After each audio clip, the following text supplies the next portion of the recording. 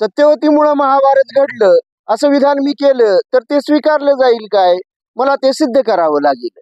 कारण द्रौपदी ही महाभारताची महानायिका ही सर्वमान्य कल्पना आणि तिच्यामुळं तिच्यासाठी महाभारत घडलं असं मानलं जातं. पण द्रौपदीनं शेवट केला आणि सत्यवतीनं सुरुवात केली. महत्वाकांक्षी, अतिमहत्वाकांक्षी, अविचारी, आंधळ्या स्वार्थानं पछाडलेली अशी सत्यवती कुरुकुलाचा आणि त्यासोबतच आपल्या कुटुंबाचाही सर्वनाश ओढवून घेते. कुरुकुलाचा ती सत्यानाश करते आणि आपल्या कुटुंबाचाही सर्वनाश त्याबरोबरच ओढवून घेते. ही सत्यवतीची कथा. ही सत्यवती महाभारतामध्ये प्रवेश करते ती शांतनूशी तिचा विवाह होतो त्यावेळी. द्रौपदी ही फार तर पांडव कथेची म्हणजे कुरुक्षेत्रावरील युद्धाची महानायिका असं म्हणता येईल. पण कुरुक्षेत्रावर जे युद्ध झालं ते सत्ता लालसा, अतिमहत्वाकांक्षा आणि द्वेष, ईर्ष्या, मत्सर, हेवेदावे या वृत्तीमधून कुरुक्षेत्रावरील युद्ध झालं. द्रौपदीचा अपमान, द्रौपदीच्या मानहानीचा, एका स्त्रीच्या मानहानीचा सूड घेणं हे सुद्धा कुरुक्षेत्रावरील युद्धाचं एक प्रमुख कारण होतं. पण हे या प्रवृत्ती, या मूळच्या ज्या प्रवृत्ती होत्या, द्वेष, सत्ता लालसा, मत्सर, ईर्ष्या वगैरे, ह्या मूळ प्रवृत्तींचं बीजारोपण तर सत्यवतीच्या काळामध्ये झालं. तिनं ही या वृत्तींची बीज रुजवली आणि कुरुक्षेत्रावरील युद्धामध्ये या प्रवृत्तींचा विषवृक्ष बहरून आला आणि कुरुकुलाचा म्हणण्यापेक्षा सत्यवतीच्या कुटुंबासह कुरुकुलाचाही, कारण कुरुकुलाचे शेवटचे प्रतिनिधी असलेले भीष्म पितामह तेही या युद्धामध्येच मारले गेले. तर असं हे सगळं जे चक्र आहे, ह्या चक्राची सुरुवात सत्यवती आणि शांतनू यांच्या विवाहामध्ये होते, यांच्या विवाहापासून होते. ती सत्यवती आणि शांतनू यांच्या विवाहाची कथा. आता होतं काय, तर शांतनूचा दुसरा विवाह, त्याचा पहिला विवाह गंगा या नावाच्या अप्सरेशी झालेला होता. पण नंतर गंगेनं त्याचा त्याग केलेला होता. आणखीन गंगा आणि शांतनू यांना या विवाहापासून मात्र एक पुत्र होता, त्याचं नाव युवराज देवव्रत. पण गंगा त्याला सोडून गेल्यानंतर, हस्तिनापूरचा राजा शांतनू याला सोडून गेल्यानंतर शांतनू आता वृद्धपकाळाकडे झुकू लागलेला होता. आणि अगदी वृद्ध म्हटलं नाही तरी तो आपल्या वयाची 50-60 वगैरे अशी ओलांडलेला हा राजा होता. हा आता आपल्या पुत्रासह हस्तिनापुरामध्ये राहत असताना तो एकटाच होता.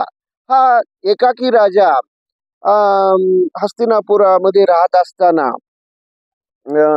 तो यमुना किनारी फिरत असताना त्याला सत्यवती, त्यावेळी तिचं नाव अजून सत्यवती नव्हतं, ही सत्यवती म्हणजे मत्स्यगंधा नंतर योजनगंधा, ही मत्स्यगंधा त्यानं पहिल्यांदा बघितली.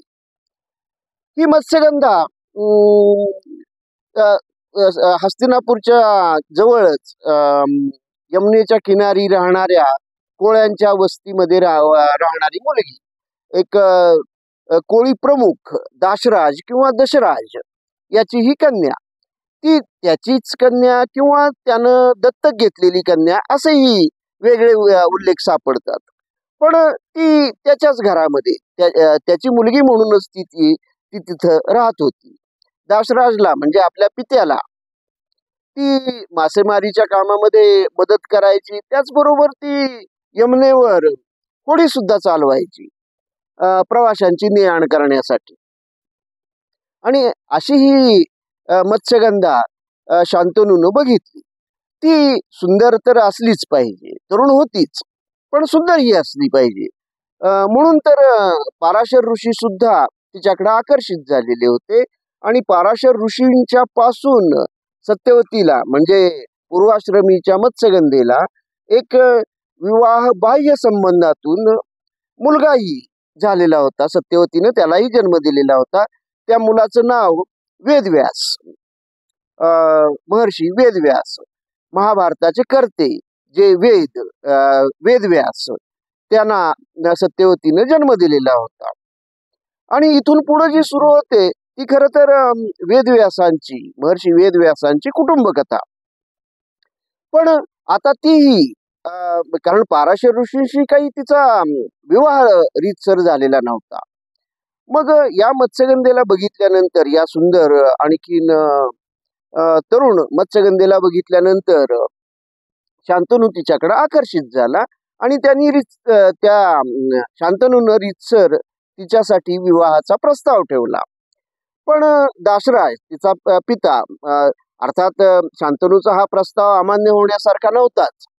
त्यामुळं तिच्या पित्यानं हा प्रस्ताव मान्य केला. पण हा प्रस्ताव मान्य करत असतानाच त्यानं एक अट घातली. ती अट अशी की जर शांतनू आणि सत्यवती म्हणजे माझ्या कन्येचं जर लग्न झालं तर या विवाहातून जी संतती निर्माण होईल, जी संतती जन्माला येईल, त्या संततीला हस्तिनापूरचं राज्य पुढं पिढी जात मिळावं अशी त्याची अट. ही अट शांतनू मान्य करीत नाही. सुरुवातीला तरी तो मान्य करायला तयार होत नाही. याचं कारण असं की शांतनूला गंगेपासून पूर्वीच एक पुत्र झालेला आहे. आणखीन हा युवराज देवव्रत मोठा झालेला आहे. तो राजव्यवहार कुशल आहे. प्रजेमध्ये तो लोकप्रिय सुद्धा आहे. प्रजेला तो आवडतो. तोच सध्या युवराज म्हणून त्याची घोषणा सुद्धा झालेली आहे. आणि तो शस्त्रास्त्र कुशल आहे.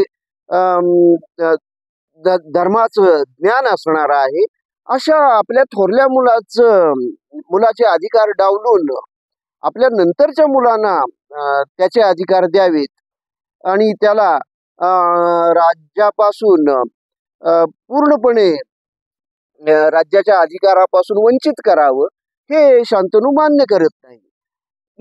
त्यामुळं तो तसाच राजवाड्यामध्ये निघून जातो. पण राजा आता वृद्धत्वाकडे झुकू लागलेला आहे. तो मत्स्यगंधेचा विरहामध्ये त्याची झुरणी लागतो.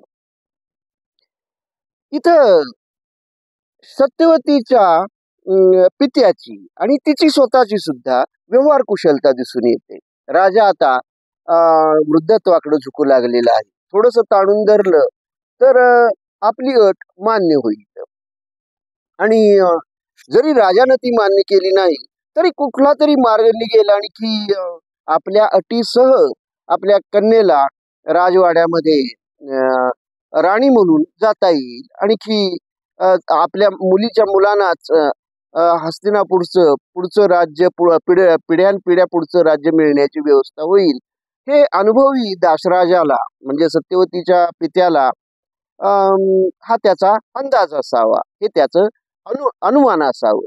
आणि सत्यवतीला ही आता तिनं आधी केली ती चूक केली किंवा काय याबद्दल मतमतांतर असली तरी सुद्धा पाराशर ऋषींशी तिचा विवाह झालेला नव्हता आणि त्यामुळं ती त्या अनुभवामधून काही शिकली असेल. आणि त्यामुळं आता आपला विवाह जर करायचा तर आपल्या पित्याच्या संमतीनंच करायचा. आपल्या पित्याच्या संमतीशिवाय इथून पुढं कुठल्याही पुरुषाला आपल्या जवळ येऊ द्यायचं नाही असं सत्यवतीनं ठरवलं असावं. त्यामुळं इथं आता त्यांच्या विवाहामध्ये हा एक अडथळा येऊन बसतो. हा अडथळा आल्यानंतर आपला पिता काहीतरी कारणानं दुःखी आहे हे युवराज देवव्रताच्या लक्षात येतं. ते लक्षात आल्यानंतर तो त्याचं कारण शोधतो. तेव्हा त्याला असं समजतं की आपल्या पित्याला मत्स्यगंधेशी विवाह करायचा आहे आणि या विवाहामध्ये काहीतरी अडचण असल्यामुळं हा प्रस्ताव स्वीकारला गेलेला नाही. तेव्हा देवव्रत स्वतः कोळ्यांच्या वस्तीमध्ये जातो आणि आपल्या पित्याच्या विवाहाचा प्रस्ताव तो मत्स्यगंधेच्या पित्याकडं म्हणजे दासराजाकडे ठेवतो. भीष्मानी म्हणजे पुढील काळात भीष्म म्हणून ज्यांना ओळखलं गेलं त्या देवव्रतानं जन्मभर हेच काम केलेलं दिसतं. म्हणजे त्यांच्या चरित्रातील हे एक पान आहे, महत्वाचं पान आहे. त्याने जन्मभर दुसऱ्यांचे विवाह लावून दिले. आधी आपल्या पित्याचा लावून दिला, त्यानंतर आपल्या सावत्र बंधूंचे म्हणजे सावत्र बंधू विचित्रवीर्य याचेही विवाह त्यानं लावून दिले आणि त्यानंतर त्याच्या मुलांचे म्हणजे विचित्रवीर्याच्या मुलांचे धृतराष्ट्र आणखी पांडू यांच्याही विवाहासाठी त्यानं वधू संशोधन केलं. आणि म्हणजे स्वतःसाठी मात्र कधीच, कारण तो त्यानं नंतर विवाहच केला नाही, हे त्यानं जन्मभर केलं. आता त्यानं आपल्या पित्याच्या विवाहाचा प्रस्ताव ठेवल्यानंतर दासराजानं आपली पूर्वीचीच अट सांगितली की आपल्या कन्येच्या विवाहानंतर राज्य आपल्या आपली कन्या आणि ही शांतनू यांच्या मुलांना मिळालं पाहिजे, अशी ती अट त्यानं सांगितली. ती अट सांगितल्यानंतर देवव्रतानं ताबडतोब ती अट मान्य केली. तो दानशूर दानी वृत्तीचा स्वार्थत्यागी असा देवव्रत ही अट लगेच मान्य करतो. आणि तो म्हणतो की ठीक आहे, म्हणतो की माझ्या सावत्र बंधूंनाच या राज्याचं पुढं या राज्याच्या गादीवर येतील, हस्तिनापूरची गादी त्यांची होईल, मी स्वतः राज्याचा त्याग करतो. हे देवव्रतानं मान्य केल्यानंतर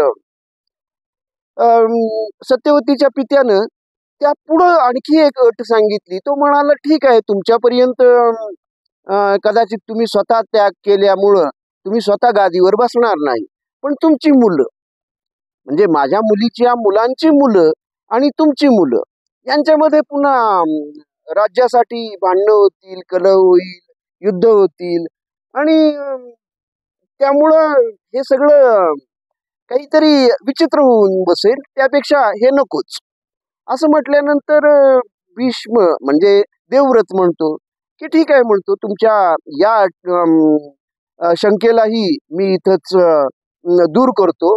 मी आजन्म ब्रह्मचारी राहीन आणि विवाह करणार नाही. म्हणजे औरस किंवा अनौरस कुठलीच संतती माझ्यापासून जन्माला येणार नाही आणि त्यामुळं तुम्हाला अगदी निर्वेदपणे तुमच्या कन्येचेच पुत्र आणि त्यांचेच पुत्र पुढं पिढ्यानपिढ्या हस्तिनापूरच्या गादीवर राहतील, अशी भीष्म प्रतिज्ञा केल्यानंतर, कठोर प्रतिज्ञा केल्यानंतर आता सगळ्याच शंका, सगळ्याच अडचणी सत्यवती आणि शांतनू यांच्या विवाहातील दूर झाल्यानंतर त्यांचा विवाह होतो. त्यानंतर तो विवाह झाल्यानंतर शांतनू आणि सत्यवती यांना ती रीतसर आता हस्तिनापूरची राणी झालेली आहे. यांना 2 पुत्र जन्माला येतात. सत्यवती 2 पुत्रांना जन्म देते. त्यांची नावं चित्रांगद आणि विचित्रवीर्य. आणि यानंतर वृद्धपकाळामुळं काही काळानं शांतनूचा मृत्यू होतो. शांतनूचा मृत्यू झाल्यानंतर आता राज्यकारभाराची जबाबदारी मात्र सांभाळणं हे काम अजून भीष्मानाच करावं लागतं. त्यांच्याकडे अधिकार नाही, राज्याचे अधिकार त्यांच्याकडे नाही, पण जबाबदारी मात्र त्यांना पार पाडावी लागते, कारण राजपुत्र अजून लहान आहेत. या राजपुत्रांचं संगोपन कितपत योग्य पद्धतीनं झालं असेल ही शंका इथपासून यायला सुरुवात होते. चित्रांगद हा थोडा मोठा होतो आणि राज्यकारभार अगदी स्वतः जरी सांभाळत नसला तरी तो गर्विष्ठ आहे. उठसूट थोरा मोठ्यांचा अपमान करतो आणि शस्त्रास्त्र कुशल सुद्धा नाही असं दिसून येतं. सत्यवती ही कोळ्यांच्या वस्तीमध्ये वाढलेली मुलगी आहे आणि राणी पदाच्या जबाबदाऱ्या स्वीकारण्या इतकी योग्यता तिच्यामध्ये आहे का, मातेच्या जबाबदाऱ्या तरी ती पार पाडू शकली का, असे काही प्रश्न आता इथं निर्माण व्हायला सुरुवात होते. याचा अर्थ असा नव्हे की प्रतिकूल परिस्थितीमध्ये किंवा दरिद्री परिस्थितीमध्ये वाढलेल्या व्यक्ती उच्च पदाच्या जबाबदाऱ्या सांभाळण्यासाठी अयोग्यच असतात. तसं मुळीच नाही. अशी पुष्कळ उदाहरणं आहेत की जी प्रतिकूल परिस्थितीमध्ये व्यक्ती वाढल्या आणि नंतर त्यांनी उच्च पदाच्या जबाबदाऱ्या सुद्धा अत्यंत योग्य पद्धतीनं सांभाळल्या. पण सत्यवतीच्या बाबतीत हे झालं असं 100% तरी म्हणता येणार नाही. कारण पुत्रांच्या संगोपनाच्या बाबतीत ती थोडीशी कमी पडली असावी असंच म्हणावं लागेल. तिचा जो थोरला मुलगा आहे चित्रांगद हा शस्त्रास्त्र कुशलही नाही आणि व्यवहार कुशलही नाही. आणि तो तरुण वयामध्ये म्हणजे पोर वयामध्येच असेल यावेळीच तो चित्रांगद या नावाच्याच एका गंधर्व राजाशी युद्ध ओढवून घेतो आणि त्या युद्धामध्ये तो मारलाही जातो. म्हणजे तो शूर नसला पाहिजे किंवा किमान शस्त्रास्त्र कुशल तरी पुरेसा नसला पाहिजे. युद्धाची आवश्यकता आहेच का? आणि युद्ध सुरू करायचंच तर ते आपल्या शत्रूचं बलाबल, त्याचं सैनिकांचं बलाबल, त्याचं शत्रूचं स्वतःचं बलाबल या संबंधी कुठलाही विचार न करता तो युद्ध सुरू करतो आणि त्या युद्धामध्ये मारला जातो. आता दुसरा राहिला तो विचित्रवीर्य. हा विचित्रवीर्य क्षयानं मृत्युमुखी पडतो असं महाभारतच सांगतं. राजवाड्यात वाढणारा राजपुत्र क्षयरोगानं ग्रस्त असावा आणि त्याच्यावर कुठलेच वैद्यकीय उपचार होऊ नयेत. हे थोडस विचित्र वाटतं. आणि नंतर तर त्याला स्वतःसाठी स्वतःच्या विवाहासाठी राजकन्याही मिळवता येत नाहीत. तसे प्रस्तावही त्याला मिळत नाहीत. हे थोडस हस्तिनापूर सारख्या राजघराण्याच्या बाबतीत हे घडावं हा थोडासा महाभारतातील न पटण्यासारखा भाग आहे. तर या संगोपनाच्या बाबतीतच जर म्हणायचं म्हटलं तर याच ठिकाणी सत्यवती आणि गंगा ही जी शांतनूची पहिली पत्नी होती यांचंच उदाहरण इथं पुरेसं बोलकं आहे. देवव्रताचं संगोपन जे गंगेनं केलेलं आहे ते राजवाड्या बाहेर केलेलं आहे. पण देवव्रत तर शस्त्रास्त्र कुशल आहे आणि तो धर्माचंही त्याला ज्ञान आहे. म्हणजे राजवाड्या बाहेर राहून सुद्धा प्रतिकूल परिस्थितीत राहून सुद्धा गंगेनं आपल्या पुत्राचं संगोपन अत्यंत योग्य पद्धतीने केलेलं आहे आणि तो राजव्यवहार कुशल सुद्धा आहे. आणि राजवाड्यामध्ये राहत असून राजवाड्या बाहेर राहून जे गंगेला जमलं ते सत्यवतीला राजवाड्यामध्ये राहून सगळ्या सुखसोयी सुविधा असून सुद्धा सत्यवतीला ते जमलं नाही आणि आपल्या पुत्रांना ती व्यवस्थित सांभाळू शकली नाही, त्यांचं संगोपन व्यवस्थित करू शकली नाही असं म्हणावं लागेल. मग तरी सुद्धा आता राहिलेला जो विचित्रवीर्य आहे त्याच्या विवाहासाठी भीष्मानाच प्रयत्न करावे लागतात आणि की काशीराजाच्या कन्यांचं अपहरण करून ते त्यातील 2 कन्यांचं म्हणजे अंबिका आणि अंबालिका यांचा विवाह विचित्रवीर्याशी करून देतात. पण जरी विवाह झाला तरी निपुत्रिक अवस्थेमध्येच विचित्रवीर्याचा मृत्यू होतो. क्षयरोगानं त्याचा मृत्यू होतो. आता राज्याला वारस पाहिजे म्हणून नियोग प्रथेचा अवलंब करण्याचं ठरतं. आणि या नियोग प्रथेचा अवलंब करण्यासाठी कारण राज्याचा वारस म्हणून भीष्मांचा आता स्वीकार होत नाही. ते आपल्या प्रतिज्ञा आपली मोडायला तयार नाहीत. आता काळाची चक्र उलटी फिरवून भीष्मांना आपली प्रतिज्ञा मागं घ्यायला लावणं अतिमहत्वाकांक्षी सत्यवतीला शक्य नाही. अव्यवहारीपणानं तिनंच किंवा तिच्यामुळंच जे सुरू झालं ते चक्र आता थांबवता येत नाही. त्यामुळं विचित्रवीर्याचा मृत्यूनंतर त्याच्या राण्यांना पुत्रप्राप्तीसाठी नियोग प्रथेचा अवलंब करण्याचं ठरतं. तेव्हा या नियोगासाठी नियोग पुरुष म्हणून सत्यवतीच्याच सूचनेवरून व्यासांची नियुक्ती केली जाते. व्यास हे पाराशर ऋषी आणि सत्यवती यांचे पुत्र. ते ज्ञानी आहेत, तपस्वी आहेत. पण नियोग पुरुष म्हणून निवड करावी असे ते पुरुष आहेत का? म्हणजे संतान प्राप्ती करण्यासाठी योग्य पुरुष म्हणून त्यांची निवड करणं कितपत योग्य होतं? अरण्यात राहणारे, उपास तपास व्रत वैकल्य करणारे व्यास महर्षी हे संतान प्राप्तीसाठी सुद्धा योग्य होते असं शरीरशास्त्राच्या दृष्टीनं म्हणणं थोडंसं धाडसाचं ठरेल. या ठिकाणी काळाच्या पुढे जाऊन थोडं आपण जर बघितलं तर कुंतीनं जे नियोगासाठी किंवा तिनं मंत्र सामर्थ्यानं ज्या देवपुत्रांना महाभारताप्रमाणे देवपुत्रांना जे जन्म दिले आणि खर तर कारण पांडू सुद्धा संतान प्राप्ती करू शकत नव्हता म्हणून कुंती आणि माद्री यांनी मंत्र सामर्थ्यानं देवतांना आवाहन केलं आणि त्यांच्यापासून पुत्रांची निर्मिती अपत्य प्राप्ती करून घेतली असं महाभारत सांगतं. आता यातील मंत्र सामर्थ्य देवतांना आवाहन या गोष्टी जरी आपण सोडून दिल्या आणि नियोग प्रथेचाच एक वेगळा प्रकार म्हणून कुंतीनं वेगवेगळ्या नियोग पुरुषांच्याकडून स्वतःला आणि माद्रीला संतान प्राप्ती करून दिली असं जर आपण स्वीकारलं तर कुंतीनं जे नियोग पुरुष निवडलेले होते ते अत्यंत योग्य होते असं म्हणावं लागेल, कारण कुंतीचा कुठलाही पुत्र दुर्बल नव्हता. या ठिकाणी मात्र सत्यवतीनं ज्या नियोग पुरुषाची निवड केलेली आहे तो नियोग पुरुष दुबळा होता, शारीरिक दृष्ट्या दुबळा होता असं विधान करावं लागेल. कारण व्यासांच्या पासून अंबिकेला जो पहिला पुत्र होतो तो धृतराष्ट्र, तो जन्मांध, आणि अंबालिकेला जो पुत्र होतो तो पंडुरोगी म्हणजे रक्तामध्ये तांबड्या पेशींची कमतरता असणारा पुत्र.